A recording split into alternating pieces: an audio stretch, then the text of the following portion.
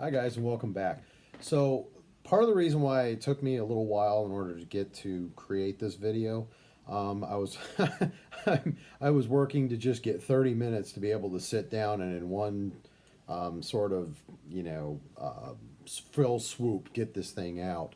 The problem that I've had is that I've been running around like a chicken with my head cut off, so it's been unfortunate that I wasn't able to do it as much. You might notice the background's a little different than I've been doing in the past. Normally I do it in my kitchen. I actually had to bring my iPad to work in order to be able to shoot this, and I knew this morning I wanted to shoot this today and get it out to you guys so that you can go ahead and get ready for your papers. I know timelines were due, and many of them are being turned in, and so that's good. Now, some of you might have been asking, why were you asking me to do the timeline when it's assignment 4 and you're saying that it's due before assignment 3? And when I first started teaching this class, something that I began to realize is people were writing the paper without really seriously thinking about their timeline. And then what was happening is that they were just kind of throwing a timeline together to just say, oh, well, this is what it is. And it was kind of driving me nuts because as I was grading more of these, I began to realize that I was like, why is it that we're doing this in such a manner that we're asking people to do the paper first, and then we ask them, oh yeah, hey, by the way, now that you've just exhausted yourself on a 10 to 15 page paper, I know it says in the assignment that they want 10 pages. It says at least 10 pages. Okay, so some of these guys, some papers will go to 15. But I don't want you to get nervous if you heard that for the first time. And don't worry, I just want you to be free about it. We'll talk about that more later. But as I was beginning to realize after we just got you to do a 10 to 15 page paper, now all of a sudden you're throwing a timeline together. And at this point, you guys are like, I'm done. I'm expended. I'm spent. Pick your word that you want to use with it. And as a result of which, I was, quite frankly, I was getting crap. So I basically decided that it was a better idea for us to sort of do it where it's assignment 4 than assignment 3. And I've kind of talked to people about maybe making a permanent change in the entire syllabus for this. But the one or two people that I spoke to was kind of like, yeah, we like it the way it is. And so I just was like, okay, well, fine. It's my class. I'll run it the way I want to. I've had some people who at first they're confused because it's assignment 4 instead of 3, but then when they get done with it, they're like, oh, now I see why you were asking us to do this, because it's sort of a logical step, in my opinion. Because one of the things that we need to do is that before you decide to do the total rewards, it's kind of funny. Let me step back here. So if you haven't learned this yet, and I hope you have, but in the human resources world, if you ever go get certified as a SHRM certified professional in HR, I am. I have my SHRM SCP, I think is what they're calling it nowadays. I don't have the senior level one. I used to have a PHR. I probably still have it. I just haven't, I don't use, I use it after my name because it's more recognized. But when you did the certification, one of the things that they're going to do is they're going to have this thing called ADDIE, which stands for Assess, Design, Develop, Implement, and Evaluate. And so those are like the 5 steps that you would do when you do sort of a change management. Okay, so if you're putting change management together, and you're sitting there and saying, okay, well, I'm gonna build this change management. I'm gonna do my assessment, find out what's wrong with the organization. Find out what's wrong with the organization. Then I'm going to design how I'm going to fix the problem. And that's kind of what the paper a little bit is. And then you have the develop. So you're going to develop a plan. And then you're going to implement the plan. And you're going to evaluate it. Okay? So in my personal opinion, designing, it indicates some of that timeline issues. So that's why I kind of made, like I said, the development, in my personal opinion, is the paper. And if you follow the ADDIE model, it's a logical flowing step. Now, there's another model out there called the HPT model, which is the Human Performance Technology model, where it's very robust. There's down in West Florida, there's actually an entire master's program built around this HTP model. I think it's phenomenal. I love it. I talked to some of my other friends in the consulting world about it. They like it. I didn't want to bring it into this class because I thought it was, like I said, if they're building an entire program around this model, you probably don't want to introduce it at any point in the class. And so I always like the ADDIE model. It's very simple, and it's something that you're kind of expected to learn if you ever want to get HR certified. So I can't remember if we talked about it in this class or not. I know I always talk about it in my third 300 class. So I'm hoping that the professors who are teaching your 300 class are telling you about all the stuff for that. So I'm going to go over, we're going to talk a little bit about the assignment itself and kind of get some gist of it. So I know we're at 5 minutes, so I don't want to take too long with this and make this a boring assignment. So this is your paper. It's 30% of your grade. It's basically 30 points. Okay, the matrix is online. There's no secrets. There's no hidden secret sauce to this. I will also tell you that I'm probably one of the more easier graders generally when it comes to content. I want you to have fun with this. Guys, go out there and try something cool, okay? Expand yourself. Don't sit there and say, I'm going to plug and chug and move on. I've noticed that the people who try to have a lot of fun with it usually tend to do very well with this assignment. Those guys who are just like, I just want to get this assignment done and move on and blah, blah, blah, blah, blah, blah, blah, blah, blah, blah. Those are the papers that it's like pouring liquid concrete down my throat when I'm reading. Okay, you don't want to be that person. This is sort of your fun. This shows your excitement in the class and your excitement in the topic, and hopefully it gives you something that you can enjoy and look for. So like I said, it's pretty baseline. Final paper, provide academic you will provide the research findings in a report of at least 10 pages, plus a title page plus a reference page. That doesn't mean that the reference page plus the title page and then get right up until you get to a total of 10 pages. That's why I'm saying it's like 15 pages, because sometimes people, they have the title page and all that sort of stuff. I will be honest with you, I don't count pages. I count quality. All right? If you want to make me very happy and get the maximum grade out of this, you put quality into it. I don't care if you have to go to 20 pages. I don't care if you can do this in 8. You better be able to cover all the basics. You better be able to hit all. I had one person who turned it in and did it in 5 pages, and they darn near failed it because they just didn't do enough. I've also had some people who did it in 8 and blew my socks off, and they got full marks. I have had some people who go to 20 pages, and it's just like, you could have cut this down to 15 easily.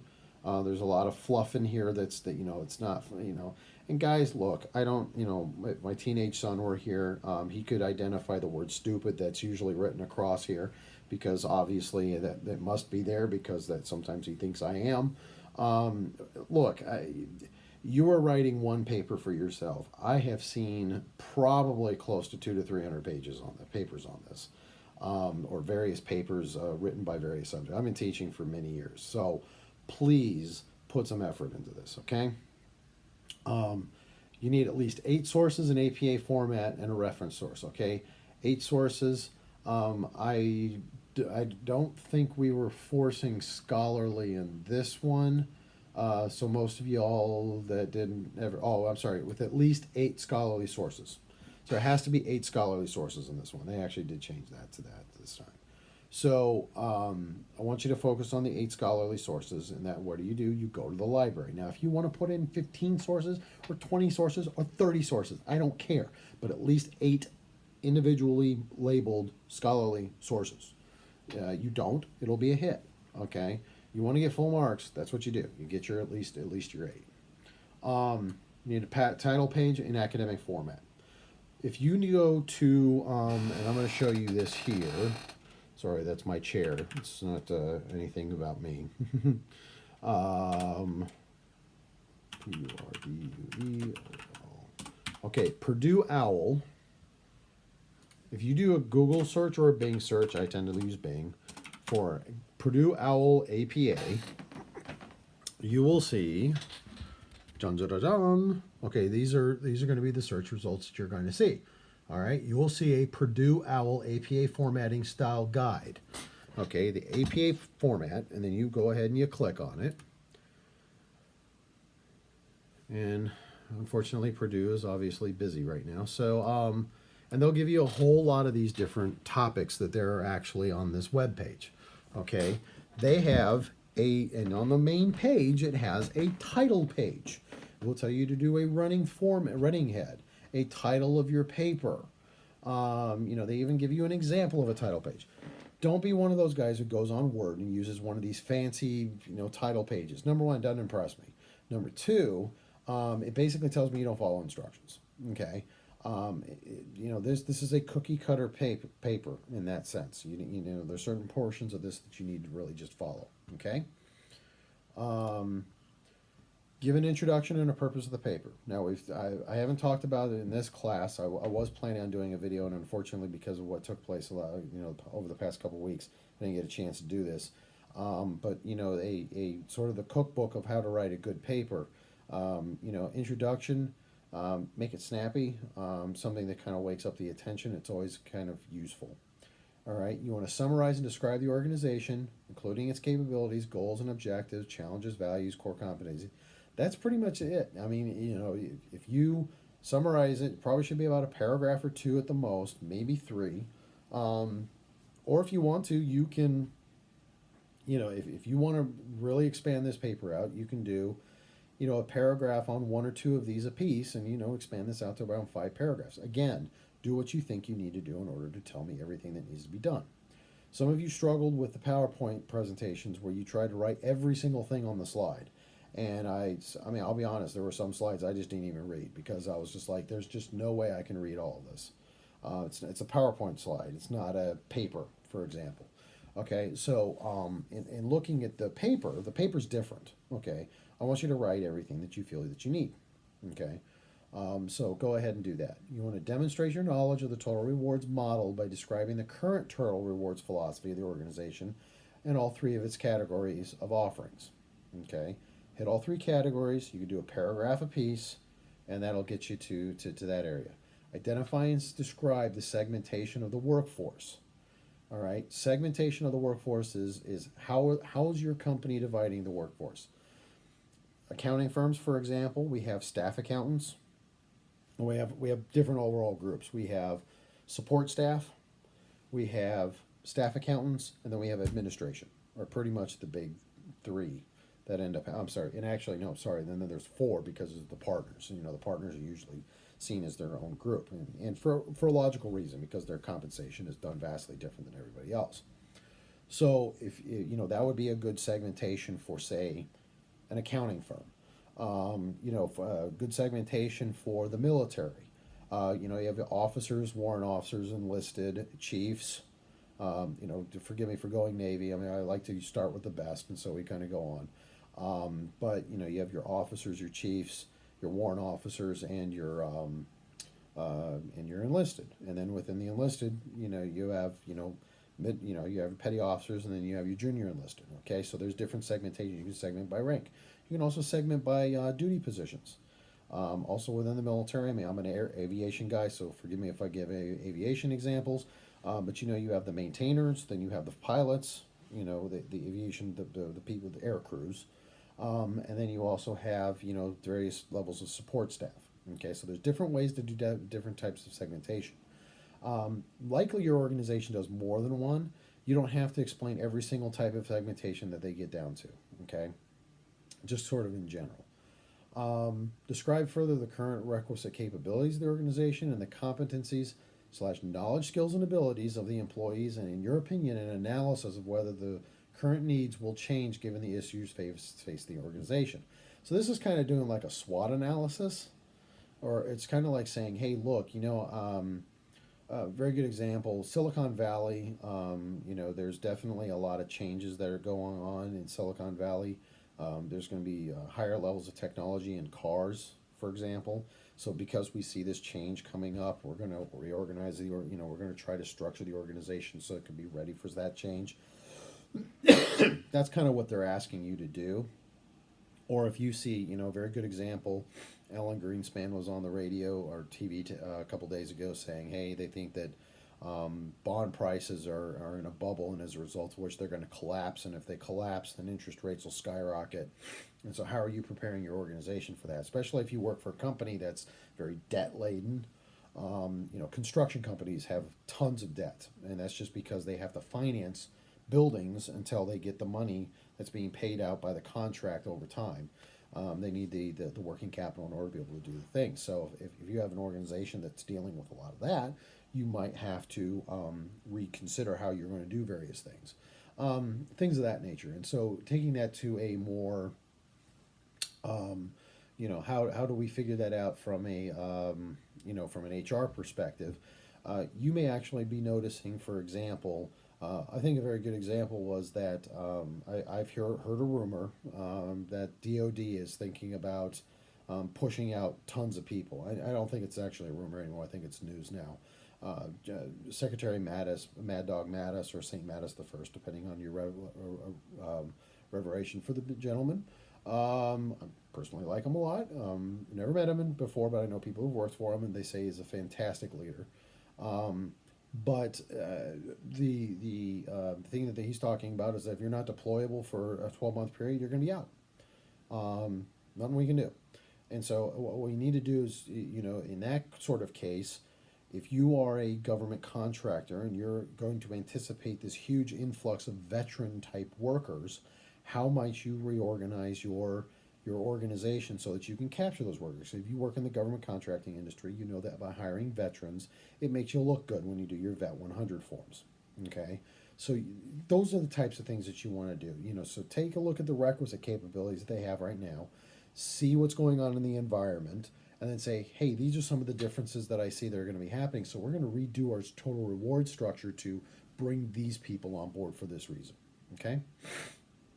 Recommend changes to the total reward program along with specific plans, including plans for communicating the changes, metrics that should be used by the organization to evaluate the success of the program. This is ADDIE.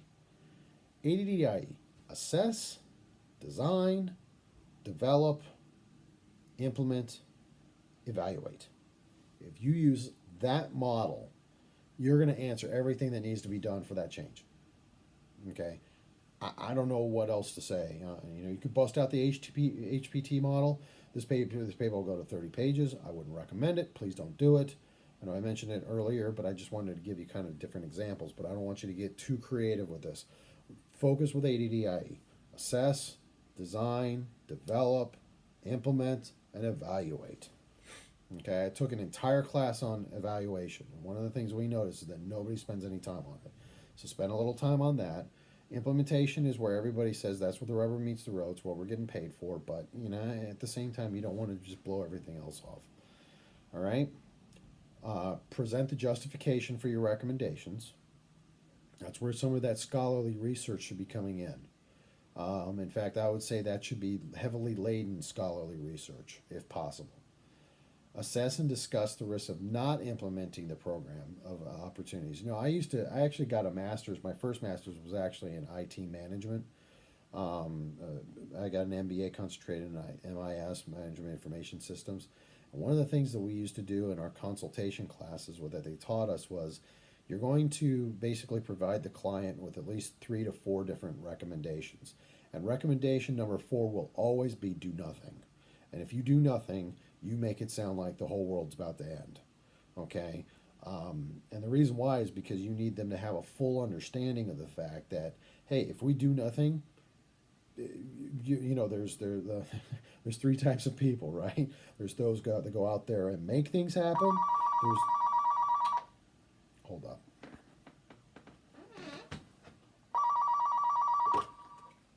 Beta Solutions, can help you. Telemarketers.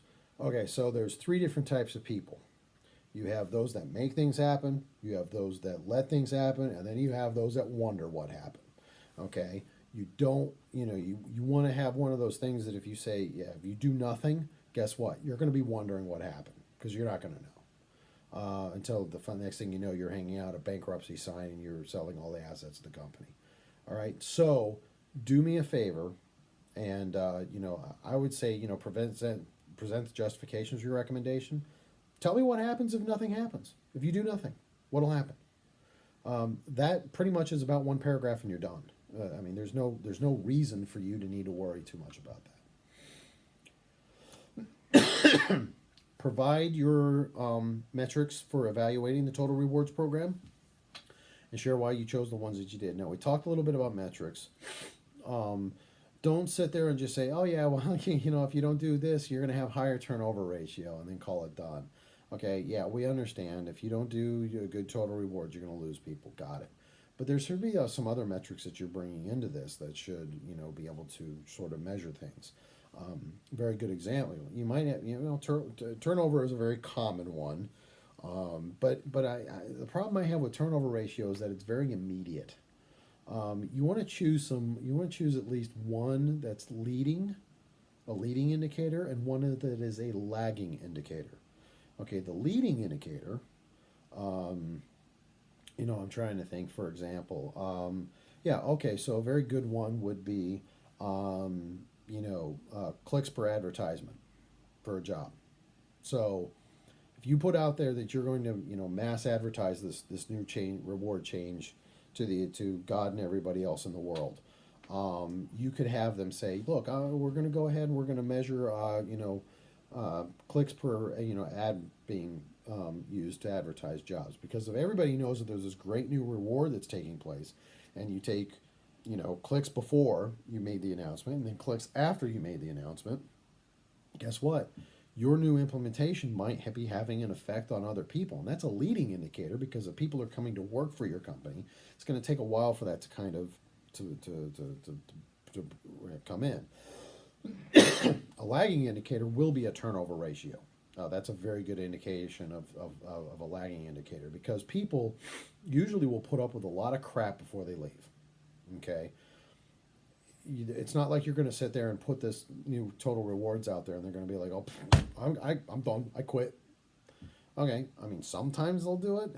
Very rarely, though. Okay. Usually, if people are going to be, you know, quitting a company because, you know, some stupid change, it's probably because the organization's had a habit of doing stupid changes, and this is just the icing on the cake, and they're done. Okay. So hopefully your company is not in that circumstance.